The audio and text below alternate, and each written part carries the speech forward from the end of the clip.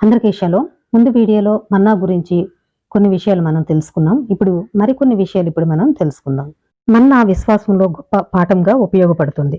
ప్రతిరోజు ప్రతి వ్యక్తికి ఒక ఓమర్ సుమారు 43 ఓజ్ తినడానికి తగినంత మన్నా పడేది. ఇది ఒక రోజు సంతృప్తి చెందడానికి సరిపోతుంది. ఒక రోజు నుండి మరొక రోజు వరకు మన్నాను దాచుకోవడానికి అనుమతింపబడలేదు. మిగిలిపోయిన మన్నాను గుడారం వెలుపల పారవేయాలి.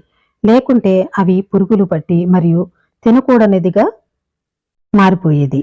దీనిని బట్టి మనం ఏమి నేర్చుకోవాలి అంటే, ఎలోహిం వారి అవసరాలకు ప్రతిరోజు తీరుస్తాడని, ఆయనపై పూర్తి విశ్వాసం కలిగి ఉండాలని దీన్ని బట్టి అర్థమవుతుంది.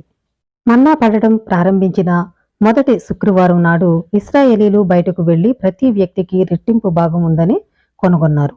అదనపు భాగం షబ్బాతు కోసం, అంటే విశ్రాంతి దినం కోసం అని మోషే వివరించడం జరిగింది. ఆ రోజున మన్నా పడదు. ప్రతిరోజు ప్రతి వ్యక్తికి ఒక ఓమర్ మన్నా పడటం అనేది జరిగింది.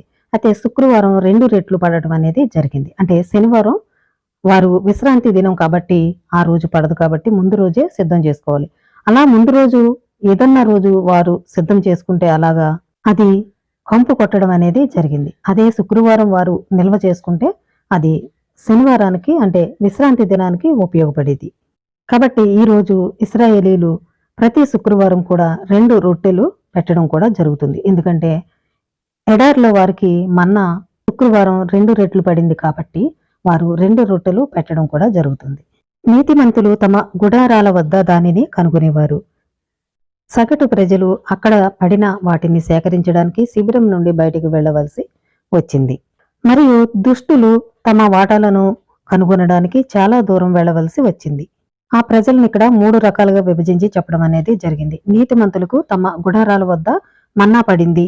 సగటు ప్రజలు అంటే మధ్యస్థులకి శిబిరం నుండి బయటికి వెళ్లవలసి వచ్చింది. అంటే కొద్ది దూరంలో పడడం అనేది జరిగింది. 3వ రకం ప్రజలు దుష్టులు తమ వాటాను కనుగొనడానికి చాలా దూరం వెళ్లవలసి వచ్చింది.